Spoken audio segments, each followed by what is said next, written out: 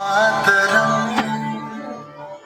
वंदे मातरम सुजलाम सुफलाम मलयज शीतलाम सस्य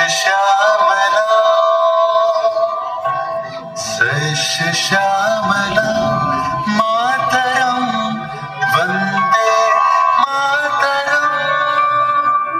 1908 সালের 11ই অগস্ট কিংসফোর্ডে বন্দে মাতরম বলার দোষে যে বালককে বেত মারার হুকুম দিলেন ব্রিটিশ সরকার, তারই পক্ষে দাঁড়িয়ে ক্ষুদিরাম বসু ও প্রফুল্ল চাকি সাহেবের ফিটনকারী লক্ষ্য করে বোমা চালালেন মুজফ্ফরপুরে। সাহেব নিহত হলেন না, তবু নাবালক ক্ষুদিরামকে ফাঁসির হুকুম দেওয়া হলো।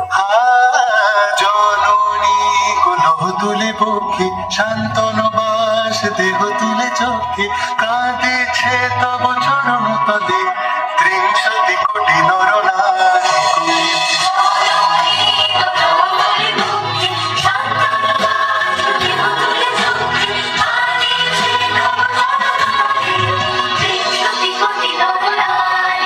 যারা স্বর্গগত তারা এখনো চলে স্বর্গের যে প্রিয় জন্মভূমি এসো স্বদেশ প্রতের মহাদীক্ষালো সেই মৃত্যুর চরণ চুমি। যারা জীর্ণ জাতির বুকে জাগালো আশা মন মলিন মুখে জোগালো ভাষা আজি রক্ত কমলে গাথা আজি রক্ত কমলে গাথা মারলো খালি বিজয় লক্ষ্মী দেবতাদের গলে মুক্তির মন্দির শোভানো ধরে কত প্রাণ বলিয়া লেখা আছে অশ্রু জলে। 9 সেপ্টেম্বর 1915 ইংরেজদের সঙ্গে সম্মুখ সমরের স্বাধীনতা ছিনিয়ে নিতে অস্ত্র আনার পরিকল্পনা করেন যতীন্দ্রনাথ মুখোপাধ্যায়। বালেশ্বরী সঙ্গীদের নিয়ে জাহাজ থেকে সেই অস্ত্র নামাতে গেলে ইংরেজ বাহিনী তাদের ঘিরে ফেলে। বুড়িবালমের তীরে লড়াই বাঁধে বিরাট ইংরেজ বাহিনী বনাম বাঘা যতীন ও তার 4 সতীর্থদের।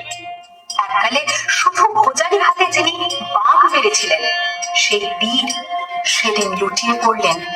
আমি হাসি হাসি পড়ব ফাঁসি দেখবে ভারতবাসী ও মা হাসি হাসি পড়ব ফাঁসি দেখবে ভারতবাসী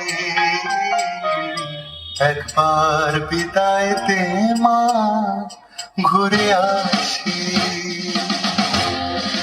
18 এপ্রিল 1918 মাস্টারদা সূর্য সেন ও তার 65 জন শিষ্য মিলে পরিকল্পনা করে চট্টগ্রামে ব্রিটিশ পুলিশের অস্ত্রাগার লুট করেন এবং তারপরে লুকিয়ে আশ্রয় নেন জালালাবাদ পাহাড়ে। এর 4 দিন পর ব্রিটিশ বাহিনী খুঁজে বার করে মাস্টারদা ও তার সঙ্গীদের। সেদিনের অস্তমিত সূর্য ছিল সূর্য সেনের রক্তের আহ্বান শোনো আহ্বান আশীর্বাদ খান বলতে দুস্তান দুস্তান ফেলে কন্যার মতো বেরিয়ে আহ্বান শোনো আহ্বান আশীর্বাদ খান বলতে দুস্তান দুস্তান ফেলে কন্যার মতো বেরিয়ে যুগ সঞ্চিত শক্তি দিয়েছে সারা হিমগের সমলকে সূর্যের ইশারা যাত্রা শুরু উচ্ছ্বাস ছুটে দুর্বার বেগে তটি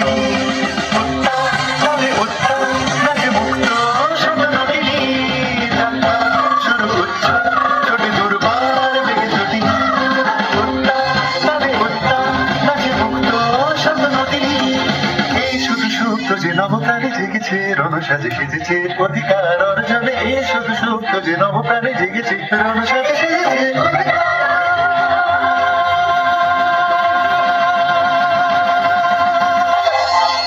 হাতের তালি চাইবো সকলেই বীর শহীদের বীর বিপ্লবীর প্রতি রাজন